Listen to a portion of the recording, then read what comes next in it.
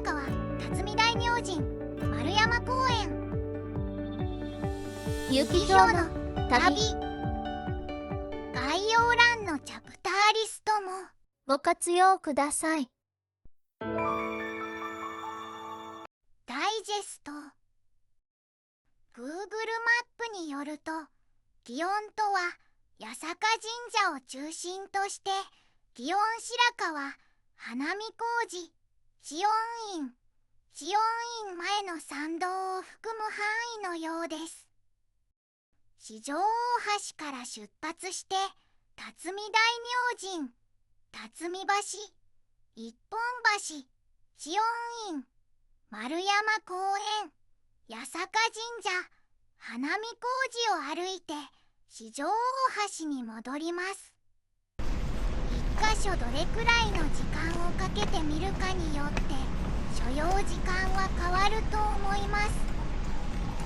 私は休憩も入れて約4時間で回りました。ゆっくり話してますので、お急ぎの方は2倍速でもなんとか聞き取れるよ。出発。今回は四条大橋から歩いて白川筋に向かいます。右にチョコレートカフェのカカオマーケットが見えたら、川を渡って右に曲がります。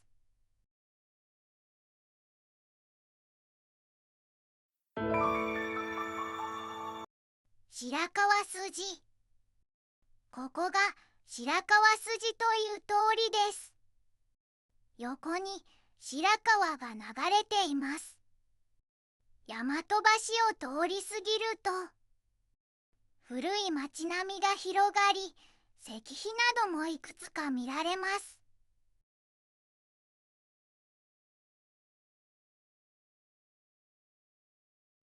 川に沿って歩いていくと、左側に辰巳大明神があります。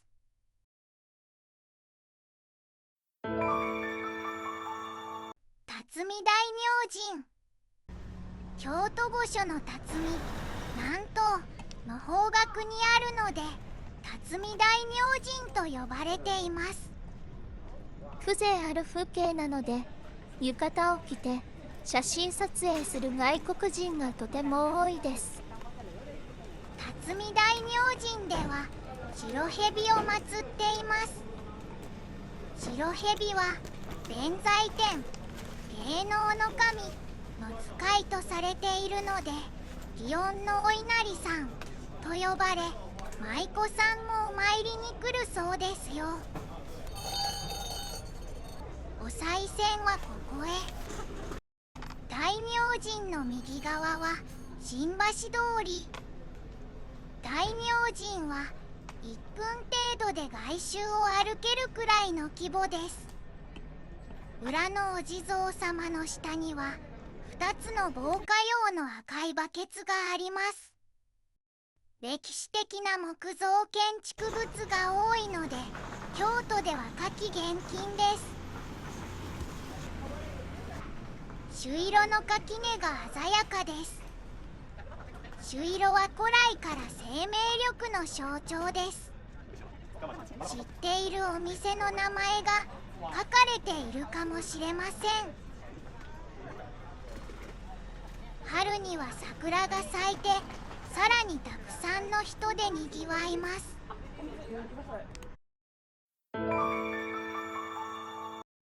辰巳橋。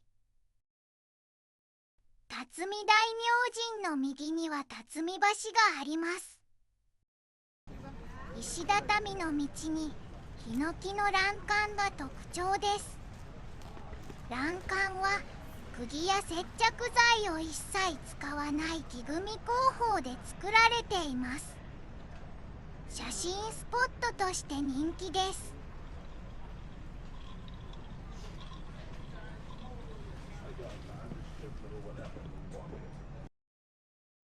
祇園新橋を渡って次は一本橋に向かいます。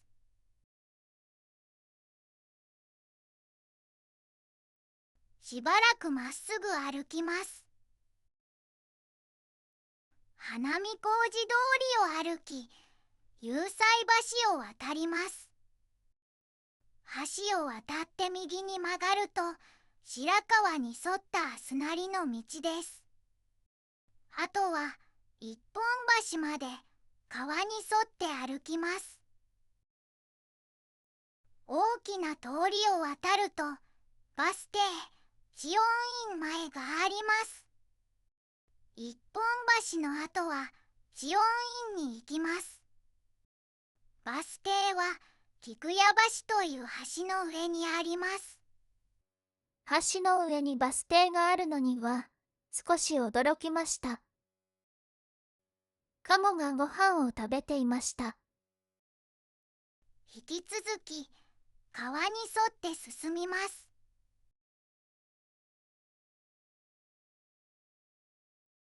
知恩院古門が右に見えます。門の前にあるのが古門前橋。橋を渡っても渡らなくてもどちらからでも一本橋に行けます。一本橋。橋を渡らず一本橋に行き渡ってきました。思ったよりも橋の幅は広かったです。正式名称は古川町橋ですが、氷蛇橋、あじゃり橋とも呼ばれています。900年頃からあると言われています。1907年に架け替えられました。川のほとりに休憩場所もありました。ここから一本橋も見えます。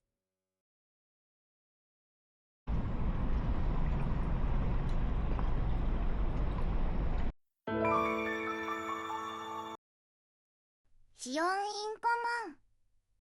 古門前橋を渡り、知恩院古門をくぐって知恩院に向かいます。現在ここは裏参道の門とされています。しかし江戸時代に表参道が整備される前の桃山時代はここが表参道の門でした。古門は知恩院のマップにも載っていません。古門はこの辺りにあります。裏参道から知恩院に向かいます。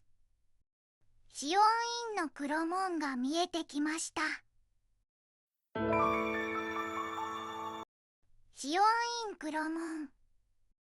黒門は1835年に修復されたことは分かっていますが、いつ頃建てられたのか不明です。かつて京都にあった伏見城から移築されたとも言われていますが、定かではありません。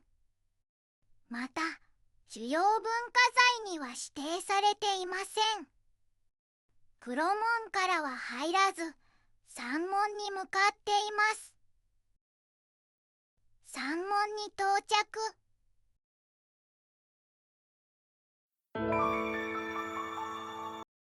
知恩院山門。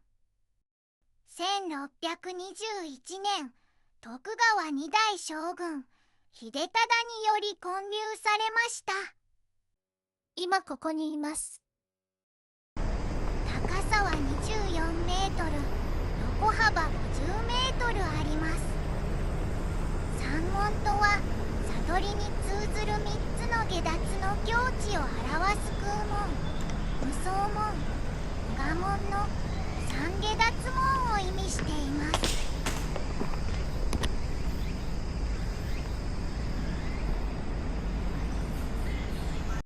正面の階段はきついので、右にある回路から登ります。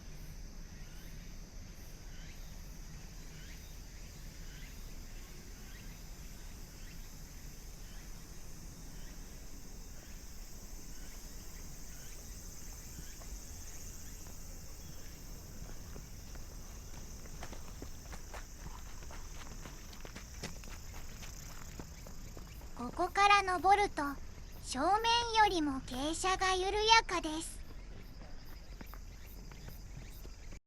9月初旬ですが、少し紅葉が始まっています。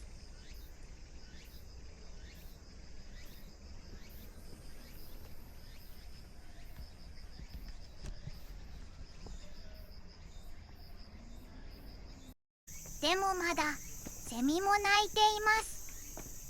階段を登ると御影堂が見えます。御影堂、元祖法然上人の御影を祀ることから御影堂と呼ばれます。今ここにいます。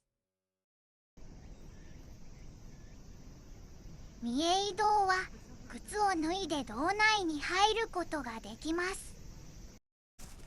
撮影は禁止なので映像はここまで。堂内には世界最大級の長さ6メートルを超える銅板や高さ4メートルを超える大城下などがあります。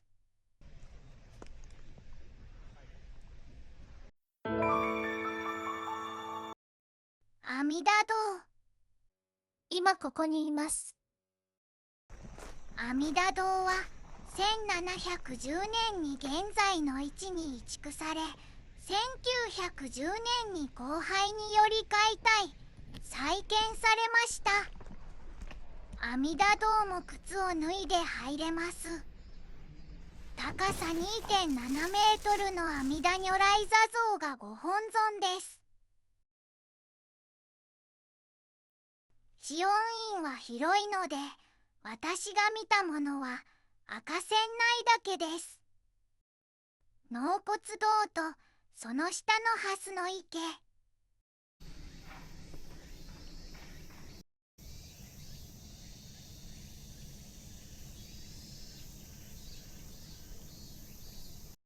大鐘楼、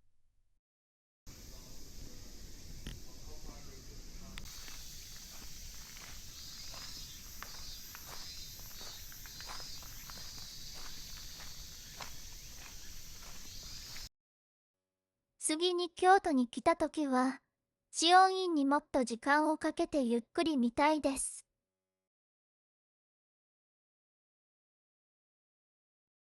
ところでここに売店研究計所があります。自販機が数台置かれていて、お経を唱えてくれるものもあります。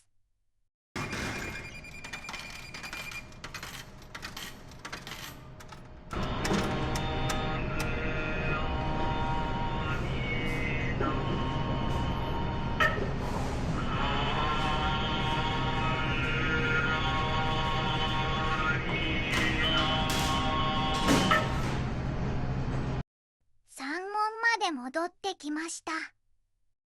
次は隣の丸山公園に行きます。お堂エリアから降りてきて、山門は通らず隣の迂回路から降ります。暑くてとても疲れました。階段を降りたら左に進みます。徒歩1分くらいで丸山公園です。また丸山公園の隣に八坂神社があります。知恩院南門が見えてきました。この門をくぐると丸山公園です。丸山公園、知恩院南門から公園に入りました。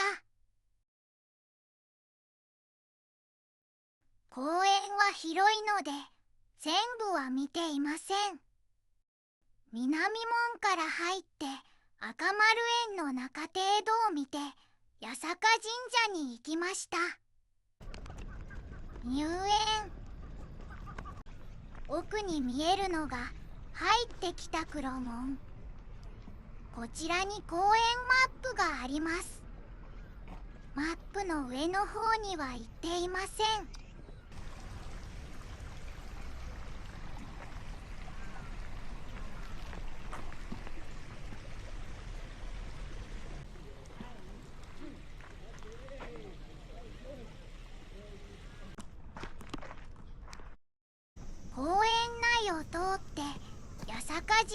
の東北門から入ります。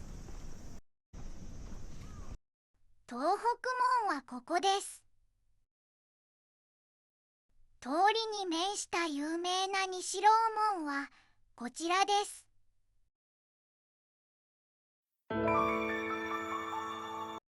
八坂神社。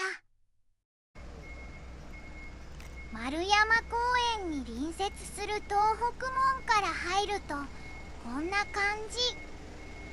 社がたくさん並んでいます。東北門はここです。こちらの南楼門から入るとこんな感じです。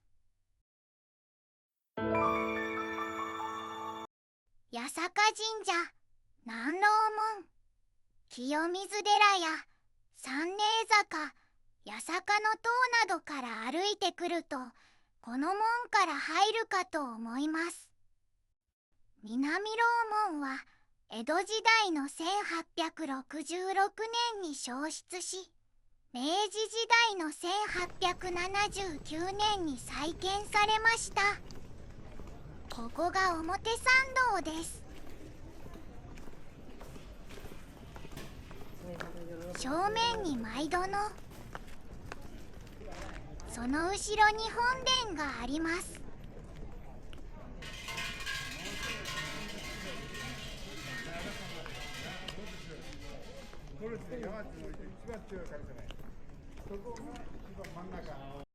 大きな通りに面した西楼門はここ。八坂神社西楼門。西楼門から八坂神社境内に入る人が一番多いかもしれません。西楼門は1470年前後11年続いた応仁の乱で焼失し、1497年に再建されました。1925年に翼楼が建てられ現在の形になりました。狛犬もかわいいですね。八坂神社はスサノオノミコトを祀っています。天照大神の弟であり嵐の神荒ぶる神です。水神像は通常は右大臣左大臣ですが、八坂神社の西楼門では老人と若者です。荒ぶる神を時に老人が経験や知見により諌め、また若者が純粋な気持ちでなだめるのかしら。老人と若者とで生命の循環を表しているとも言われているよ。手水舎で手を清めてお参りしましょう。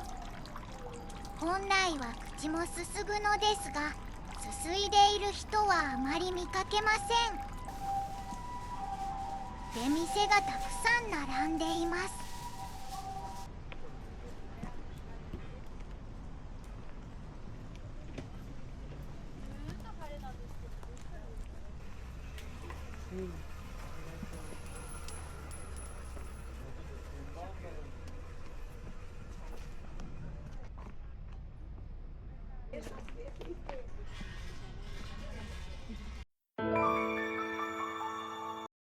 八坂神社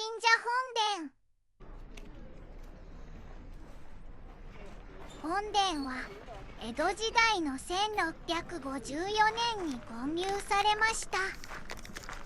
本殿の下には大きな池があり、清流が澄んでいると言われています。また本殿にはスサノオノミコトと櫛灘姫のミコトの夫婦とその子八柱の巫女神などが祀られています。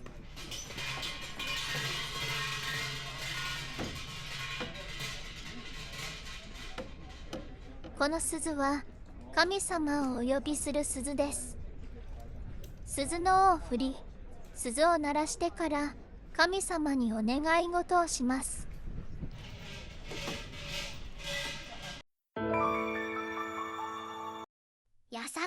社毎度の江戸時代の1866年に延焼し、明治時代の1874年に再建されました。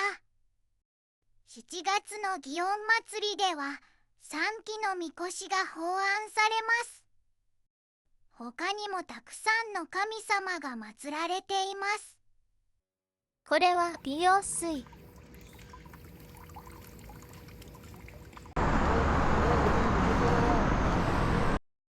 西楼門を出て今ここにいます。四条大橋方面へ歩き、途中で花見小路を少し見ます。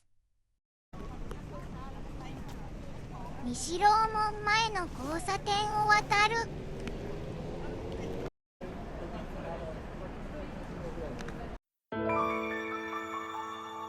花見小路。赤い壁の一力亭を左に曲がると花見小路です。ちなみにこれは京都市観光協会のライブカメラの動画です。手を振ってみました。あとは花見小路を少し歩いて、また戻ってきて、四条大橋を渡り、ポント町を歩いてホテルに戻りました。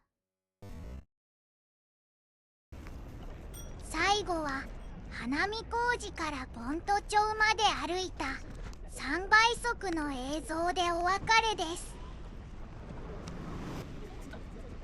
花見小路では残念ながら舞妓さんとは会えませんでした。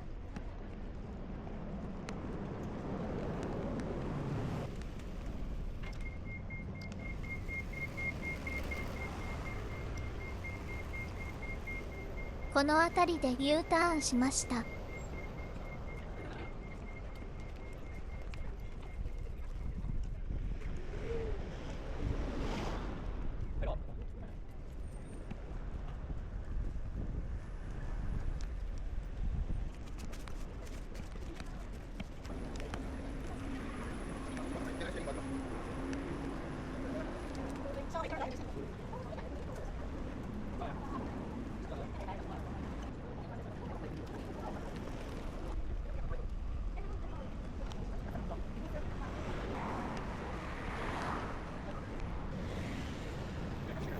四条京阪前バス停。右は祇園四条駅への階段。信号を渡ると京都河原町駅への階段。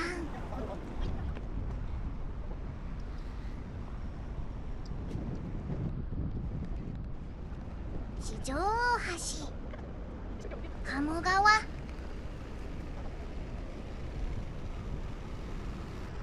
飲食店の前に鴨川納涼川床が見えます。レトロな建物は中華料理東華菜館本店。そしてここからがポント町です。再び京都に旅行に来たらまた食べに来たいエリアです。目指せ全店制覇。